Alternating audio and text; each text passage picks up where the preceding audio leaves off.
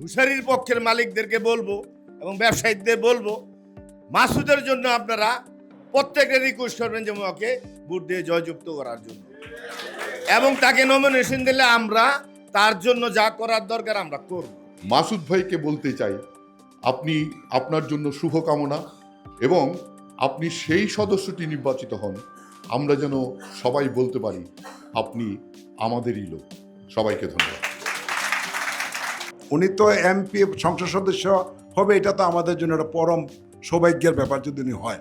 আমরা সবাই এক থেকে আমরা মাসুদ ভাইয়ের জন্য কাজ করবো, এটা আমাদের প্রত্যাশা।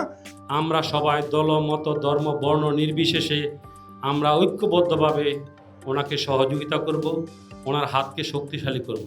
আমরা বিশ্বাস করি মাসুদ ভাই একজন আমাদের অত্যন্ত ক্লিন ম্যান, এবং উনি এমন একজন মানুষ যিনি দেশ ও জনগণের খ্যাতবর করার জন্য উদ্গ্রীব হয়ে আছেন। দল যদি তাকে নমিনেটেড করে তাহলে অবশ্যই আমরা তাকে নির্বাচিত করার জন্য আমাদের যত চেষ্টা আছে আমরা করব। আমরা চাইবো আপনি ব্যবসায়ী হিসেবে সকল ব্যবসায়ীর কণ্ঠস্বর হয়ে উঠুন, সবার কথাগুলি আপনি বলুন, সবার কষ্টের বিষয়গুলি আপনার কণ্ঠ দিয়ে বের হয়ে আসুক, যেন এর সমাধান হয়। এই চাঁদাবাজ, সন্ত্রাস এবং দুর্নীতি দমন করার সহায়তা করবে, আমরা তাদেরকেই নির্বাচিত করব।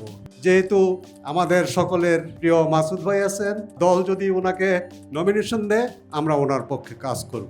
আপনি মেড ইন নারায়ণগঞ্জ বলেন, নারায়ণগঞ্জের লোক বলেন, যেদিন আপনার লাশ এই 12 নম্বর ওয়ার্ড থেকে বের হয়ে জামতলা কবরস্থানে আসবে, সেদিন যেন ফুলে ফুলে আপনার কফিন ভরে যায়। কাজে আপনারা মাসুদ ভাইয়ের উপর আস্থা রাখতে পারেন, বিএনপির উপর আস্থা রাখতে পারেন, আমার নেতা তারেক রহমানের উপর আস্থা রাখতে পারেন, আমার নেত্রী দেশনেত্রী বেগম খালেদা জিয়ার উপর আস্থা রাখতে পারেন।